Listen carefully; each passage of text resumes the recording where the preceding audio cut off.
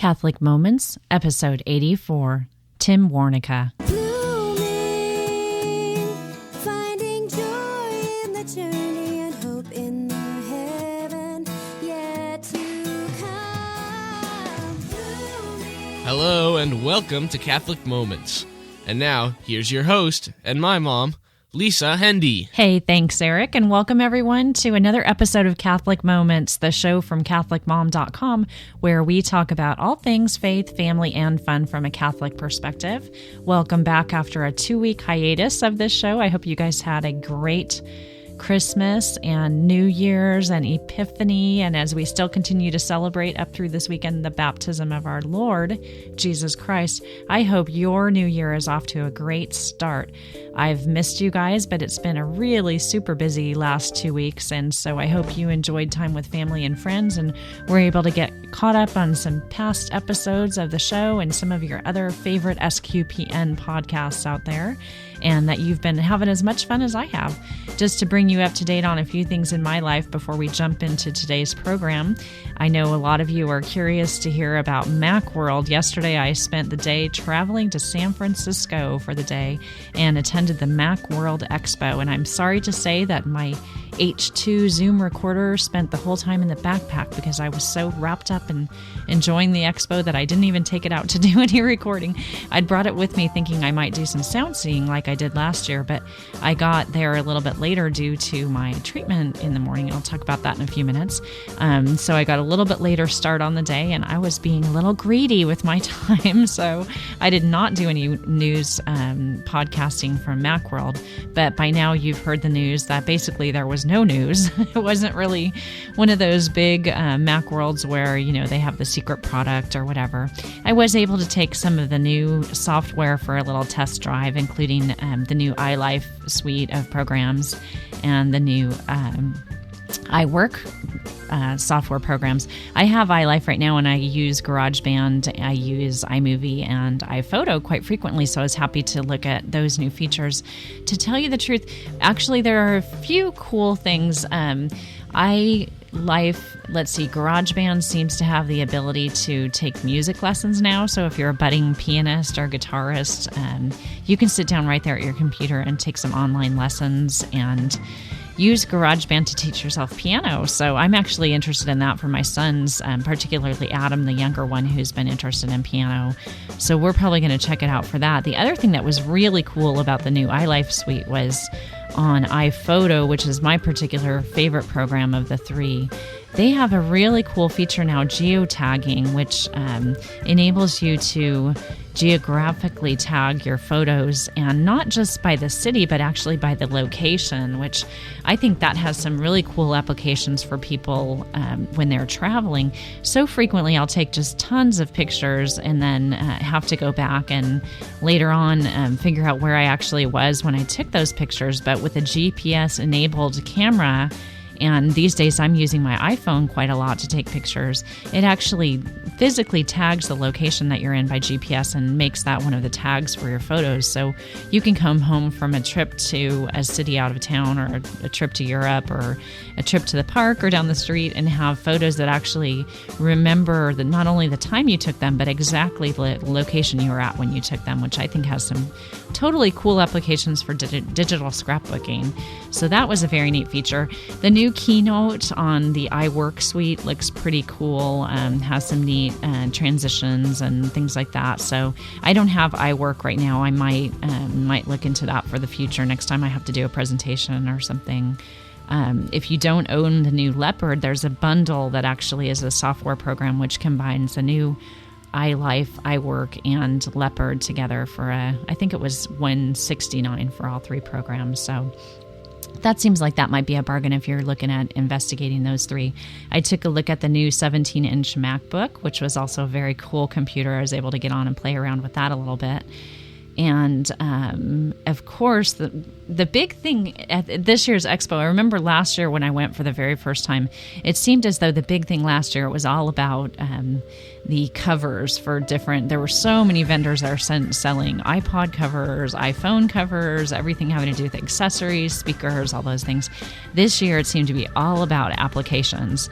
Lots of very small booths selling different iPhone applications, which was fun because, for 99 cents, you're willing to take the investment and take the plunge and, check out that different iPhone application, and to be able to see it demonstrated right there and then to, plunk down 99 cents and get it right away on your iPhone was kind of a cool thing. So for cheap shoppers like me, people who aren't there to buy, big $100,000 video cameras or huge systems or anything like that, that the iPhone applications, being able to interact with the creators of those and with some people who are doing software design specifically for iPhone applications seems to be the big thing this year.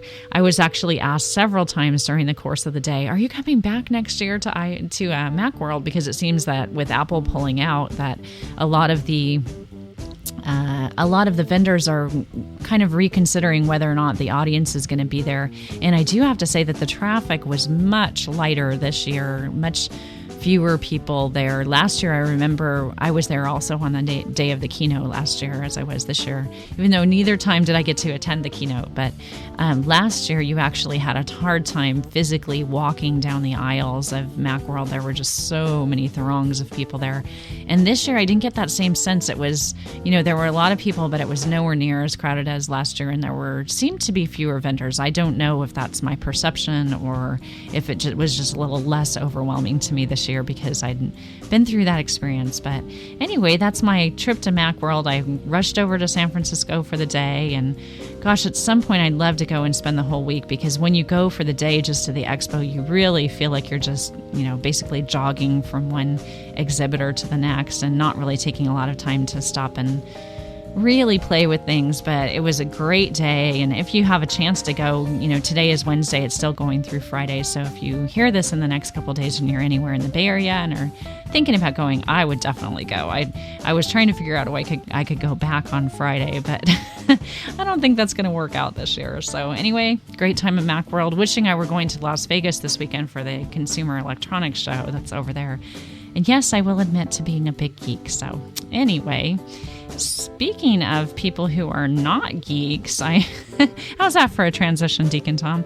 I'm going to share with you a wonderful reflection to start off the new year from Deacon Tom Fox, our favorite online deacon. And this week, Deacon Tom shares with us a bit about Blessed Andre Bessette. Hello, dear friends and blessings of 2009. I often use stories and real-life experiences. Today, I'd like to share a personal experience by way of telling you of a wonderful Holy One this week on the church's calendar. His name is Blessed Andre Bessette. His feast is Tuesday, January 6th, a relatively new addition to the church's calendar. Andre was orphaned at a young age, adopted by a caring but demanding uncle, and he was often sickly. However, he became a Holy Cross brother at a very young age, and for 40 years, he worked as a porter or doorman at the College of Notre Dame, and people from all over Canada began coming to him for cures and spiritual direction. He was the founder of St. Joseph's Oratory, a beautiful church dedicated to St. Joseph, to whom Blessed Andre had special devotion. At the height of his service, Blessed Andre received some 80,000 letters annually from people seeking advice and help. He's credited with thousands of cures, and in 1937, more than 1 million people came to pay final respects at his death. And this leads me to tell you of my own experience, something I'm a little reluctant to do because I can't claim anything. I can only share what happened. About 4 years ago, medical doctors found what appeared as a growth, a mass on my pancreas. I was told that if it was cancer, the doctors said they would work to keep me comfortable and with little suffering. I'm sure you know what that means, and I certainly did as well. Medical tests were run, MRIs, ultrasounds. Finally, I went into the hospital to have minimally invasive exploratory surgery. And coincidentally, during that time period, I'd been reading about Blessed Andre and that his name had been associated with miraculous cures, including problems in the stomach. So, I prayed asking God's will to be done, and I asked Blessed Andre if it would be possible to have release from this illness and to continue and grow in my deacon vocation. Very long story short, the surgical team began minimally invasive surgery and couldn't see anything, even though previous tests had shown a mass on my pancreas and spots on my liver. While I was under anesthesia, they decided to completely open and examine me.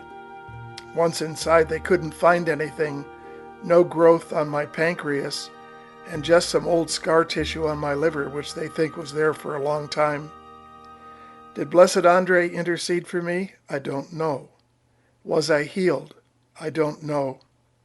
But if you're interested in learning about a fascinating Holy One, if you'd like to honor St. Joseph in your life and prayer practice, I would recommend you find a good book on the life and work and legacy of Blessed Andre Bessette.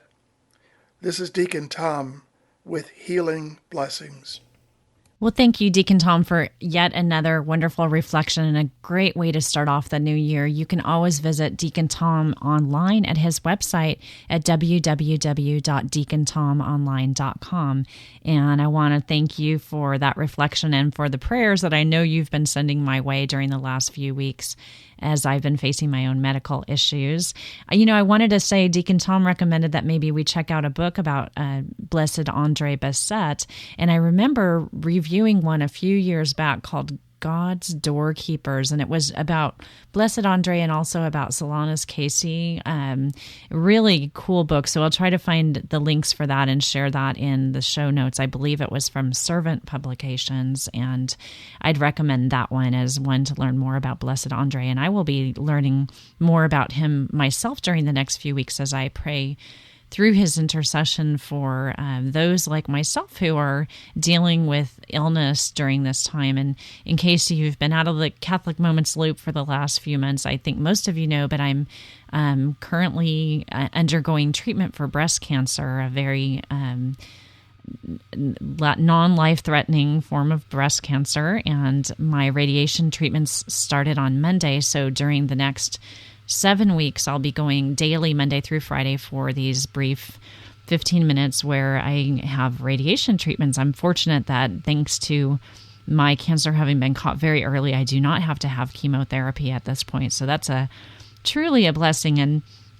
not to say a lot about this because I don't want this to become the Lisa Shares Her Sickness Story podcast, but I know that there are a lot of you out there who have been praying for me, and so I want to thank you for that and just share a little bit about what this experience has been like. It's still very early in the treatment, but it's been very remarkable to me what a boon it has been to my prayer life that, to have that quiet time every day, it's enforced quiet time, but really to take those moments of lying on that table and to pray in an intercessory fashion for the people that I see there around me in the cancer center has been truly a blessing for me this week. I'm scheduled for the 8:45 appointment, so the way that my mornings have been going is that I drop Adam off at school at 8 o'clock in the morning, and then I'm right there at church.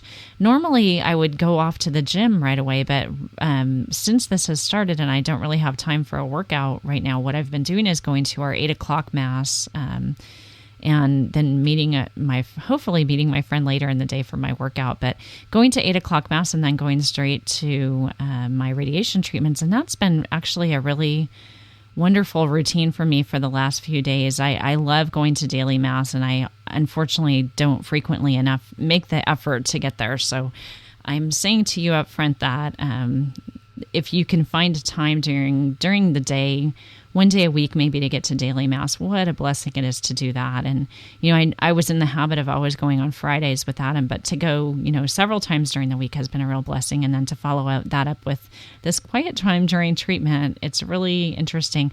At this point, I don't have any pain, there's no discomfort associated with the treatment for me yet. I understand I'll probably be having some skin issues in the next weeks ahead, but right now it's just a very calm and serene prayer time, and I'm trying to focus my prayers while I'm there for the people that are there around me who are suffering with much greater illness than I am. I really don't feel sick, so I don't know. It's sort of a strange thing to be putting all this emphasis on this when you're not feeling bad, but thankfully that this was caught so early and I'm getting my treatment. It will be all taken care of. But there are some people there who are in very advanced stages of illness. And, it's been really, I have to say, upsetting the first several weeks of being around that waiting room, to be around all these people who are so sick and wanting to do something to help them. And, maybe God put me in that place right now to be praying for them. So I want to thank you, Deacon Tom, for reminding me about Blessed Andre Bessette, and I will be keeping my prayers directed towards Blessed Andre during the next few weeks for all those who are suffering from any kind of illness, and that would include any of you out there in our listening audience who may be facing illness yourself or family members with illness. So thank you for your prayers. And next up, we're going to hear about a really cool podcast called Paul's Men. Hi, Lisa. This is Bob DeRilio from the Paul's Men podcast, inviting you and your listeners to listen to Paul's Men Edition 9. It's a special that we're presenting, and it's simply called The Robert Rogers Story. Robert Rogers lost his entire family in a flood a few years ago. He was a very devout and remains a very devout Catholic. His story is very inspiring. And at this time of family togetherness, this season of the year, it's a great podcast. Paul's Men, Edition 9. www.paulsmen.com. Thanks so much. God bless. Merry Christmas. Well, thanks for the heads up about the podcast called Paul's Men, and we'll be sure to have a link to that in our show notes, and I want you to run over there and check it out. I'm looking forward to listening to that one as well. And now I'm going to share with you guys the interview that I did with Tim Warneka, who's a very noted Catholic author and the founder of something called the Catholic Servant Leadership Movement. I hope you enjoy my conversation with Tim.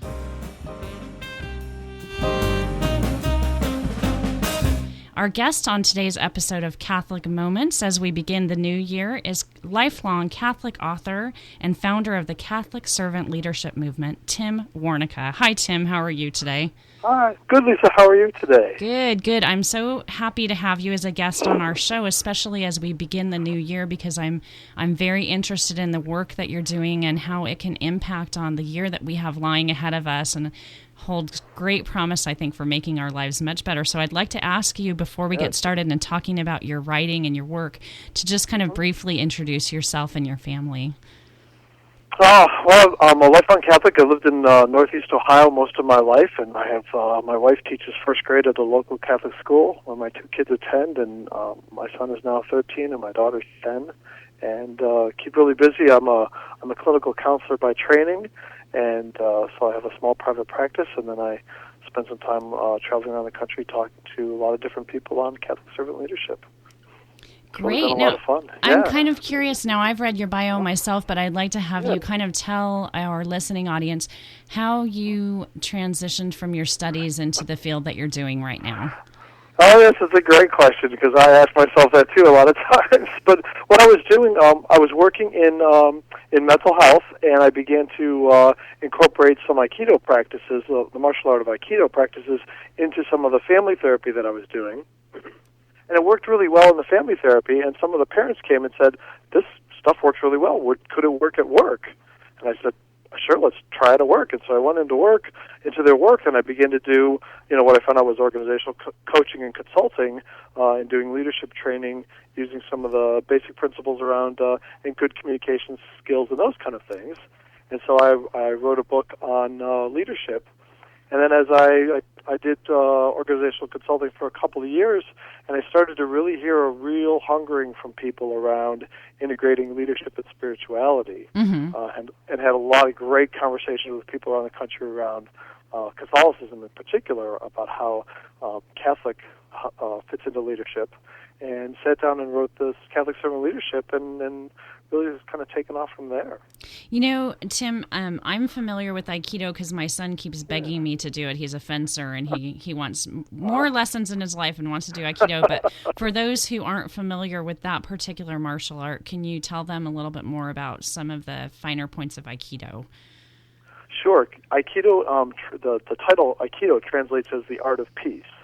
And so what it is it's a martial art that is dedicated to nonviolence and harmony. And so there's an explicit kind of ethical imperative in Aikido that says it's our job to take care of people who are attacking us. Mm-hmm. Which is very, very different than what people think of as kind of martial arts of destruction and hurting people and those kind of things. And Aikido really talks about it's not hurting people that's the idea, but it's really about recognizing that somebody who's going to hurt me is not doing well, is out of balance, is not maybe not mentally stable, and so I need to take kind of the ethical high road and protect that person as well as protect myself. So how does that translate into everyday Mary or Joe Catholic out there in the pew, how we can kind of take on a worldview of life that we're each a Catholic leader, and some of those principles translating into how we should be living our day-to-day lives? Yeah, that's a great question, and I think the dilemma in the typical culture, the broader culture that we live in, certainly I think 2008 is going to go down as the year of failed leadership at so many levels, financially, in government, in 1,000 different places. And one of the reasons that the leadership failed is because many secular leaders get into a place where I'm the only person who's important, and it's just about me, and I need to get what I get, and too bad for everybody else. Mm-hmm. And so that perspective trickles down to us everyday Catholics. And holding a Catholic perspective of leadership is saying, I'm important and my needs are important, and so are other people. And so whether I'm a parent at home, or I'm leading in the workplace, or I'm working at a volunteer place, at a food bank or wherever, as a Catholic, one of the things that I can do is really begin to pay attention to people, to listen to people, to hear what people are wanting, so that I can lead them even more effectively. I know that in reading the first sections of your book that you talk a lot about the parallels between a loving relationship being one that fosters strength and compassion translating into empowering people. So this is really not just, going down and, handing somebody $1 while they're standing on the corner, right? Absolutely. So tell us, I guess I'm just looking for how I can, in a practical sense, what are some ways that I can teach my family to employ Catholic servant leadership attitudes in the day-to-day challenges that come up in our lives?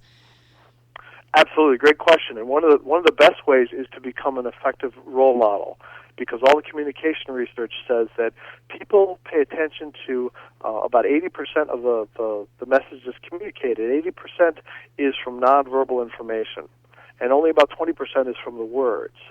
And so I really have to pay attention to how can I be a loving, peaceful presence with my child, with my spouse, with my coworkers, in a way that engages people and respects people and listens to people.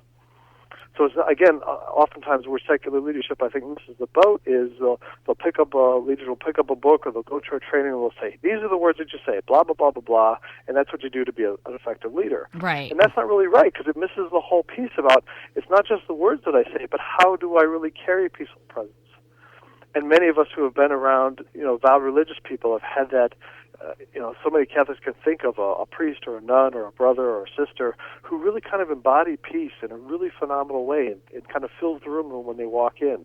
And that's the kind of thing that I'm looking for when I train Catholic servant leaders, is to really pay attention to our presence so much more than it's not only about the words that we say. And I think that as leaders, I know that every great supervisor or boss that I've ever had are the ones who could actually step in and do my job if I were gone, that, whether I was the receptionist or the low man on the totem pole, they know sort of the reality of every job that they supervise, and they can really kind of feel I don't know if an empathy is the right word or what it is. Absolutely, yes. I would absolutely say empathy. That good, effective Catholic servant leaders can empathize with a person and really, literally, like you said, step into their shoes at times if they need to do the duty, to do the task.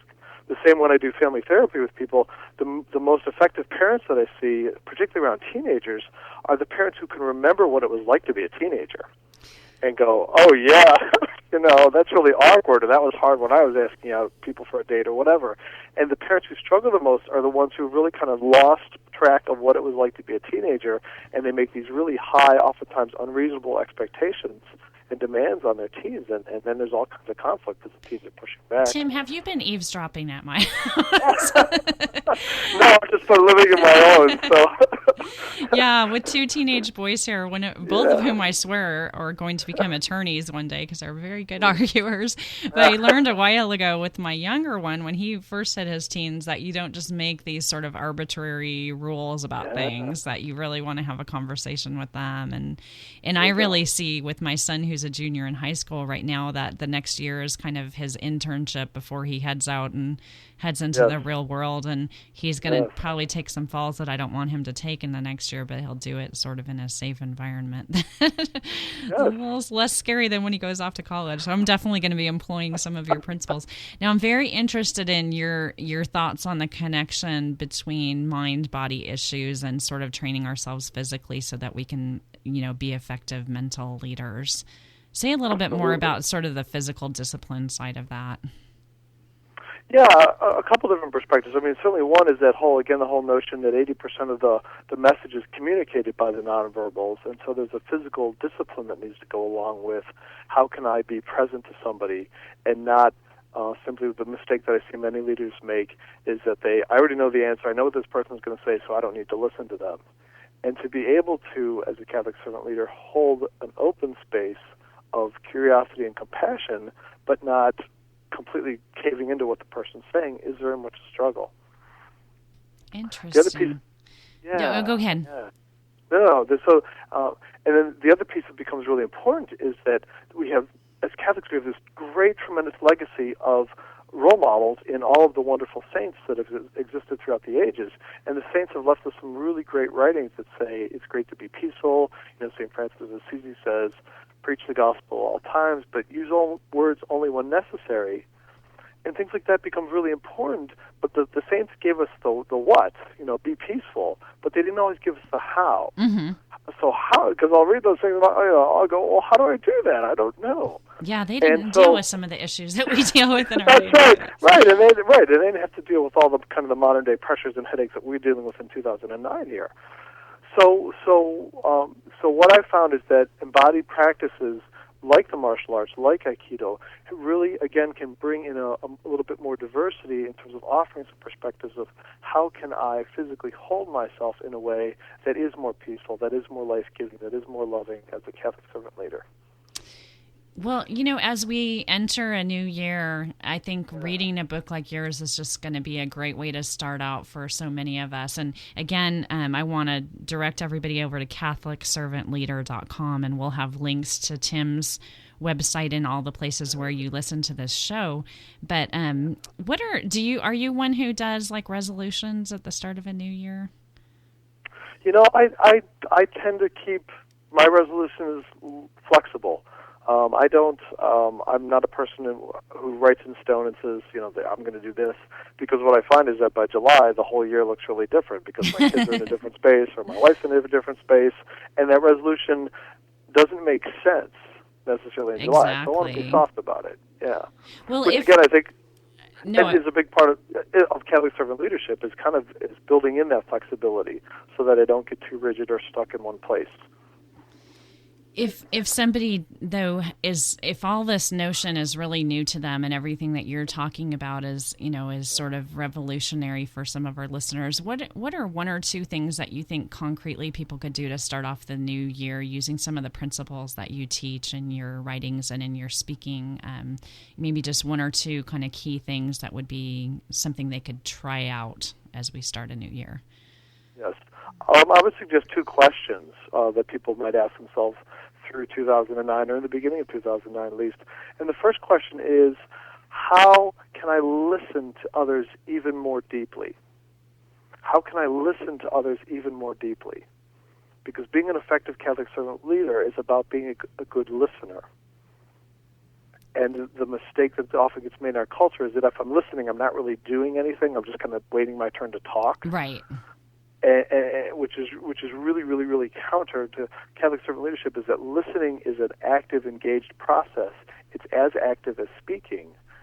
And so if people can kind of hold the question and ask themselves the question, what might I do in January, February of 2009 to become an even better listener, is one simple, easy step that they can use to make themselves even better Catholic servant leaders. Okay, and what's number two? Because I'm taking notes. I need to do these. Yeah. Yes. The other piece is beginning to develop what I'll talk about as a body awareness. Because, again, as effective leaders, we need to know what's happening for ourselves physically, because our bodies are where we carry emotions, and emotional intelligence is very important for Catholic servant leaders.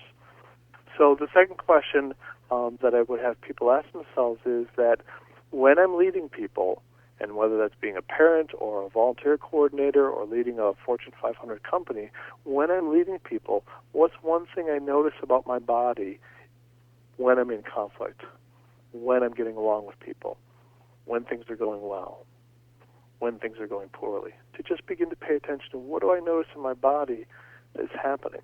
Interesting.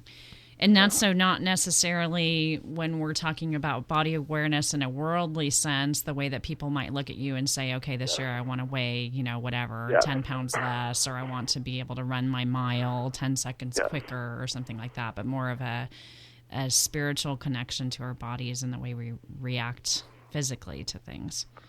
Absolutely, yes. Catholic servant leadership, yes, is not about running the mile even faster or losing 15 pounds, but it's really much more about tapping into the wisdom that God has really embedded in our bodies, that each of us have, that our culture has really taught us to kind of ignore and not pay attention to. Well, I need more time with you, Mr. Warneka, throughout the course of the year. I hope we can have you back on at a future opportunity to talk a little bit more about your work. And I'm going to be, in the meantime, studying some of your principles and trying to employ them in my own life, because I have a great need for both of the things that you've just mentioned and all the things that I found in your book. So, Tim, if people want to get in touch with you, what's the best way for them to reach you in terms of if they'd like to have you out for a speaking opportunity or just to kind of do a little bit more coaching from you? Absolutely. They can get a lot of information from my website, CatholicServantLeader.com. They can email me at tim@CatholicServantLeader.com, or they can reach me by phone at 440-944-4746. Great. Well, I hope that you won't mind if we share that phone number, and I want everybody to know that we'll have links and to all of Tim's contact and information and everything in our show notes. So I really appreciate your time and your effort in writing this great book and in the great work that you're doing for our church and for our families. Oh, thank you, Lisa. It's been wonderful to talk with you. Great. Well, hopefully it's just the first of many conversations. Amen. Absolutely. I look forward to it. Thanks. Well, I want to say thank you again to Tim Warneka for taking the time to speak with me about his book and the great work that he's doing. And I want to invite you to head over to his website at CatholicServantLeader.com for lots of great information. And we will, of course, have links to Tim's websites, the various places where you can reach him, as well as the book that I mentioned earlier in the podcast, and information on the Paul's Men podcast, and lots of other great things in our show notes. Anywhere where you listen to this show, you can just head over to that website, especially at CatholicMoments.com or SQPN.com, the website of the StarQuest Production Network, and you'll find links to all of the show notes and ways to get in touch with us. I'd love to have your feedback on this or any of the other shows that you've listened to recently. You can reach me at Lisa@CatholicMom.com or call our voice feedback line at 206 339-9272. And that is a great way to share the word, such as the Paul's Men podcast did, about things that are going on with your apostolate, if you want to get it at that. Message out to our listeners. If you call and leave me a message, I'll be happy to play it here on the podcast. And you can always follow me on Twitter or Plurk. And I'd love to have you as my friend on Facebook or 4marks.com. So be sure to get in touch with me in those places as well.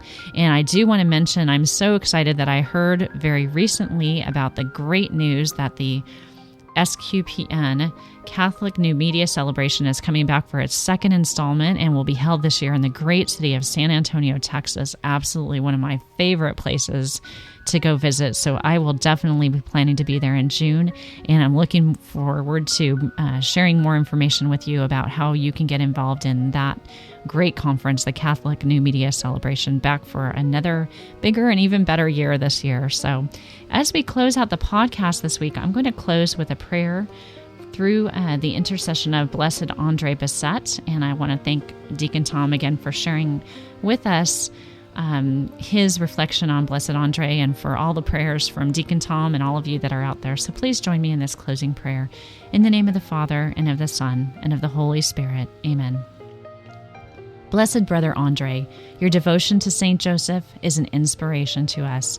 You gave your life selflessly to bring the message of his life to others. Pray that we may learn from Saint Joseph and from you what it is like to care for Jesus and to do his work in our world. Amen. In the name of the Father, and of the Son, and of the Holy Spirit. Amen. Until next week, I can't wait to talk to you guys again soon. Hope you're well, and look forward to receiving your feedback on this episode and anything else happening in your area of the world. God bless everybody. Bye-bye. SQPN, leading the way in Catholic New Media.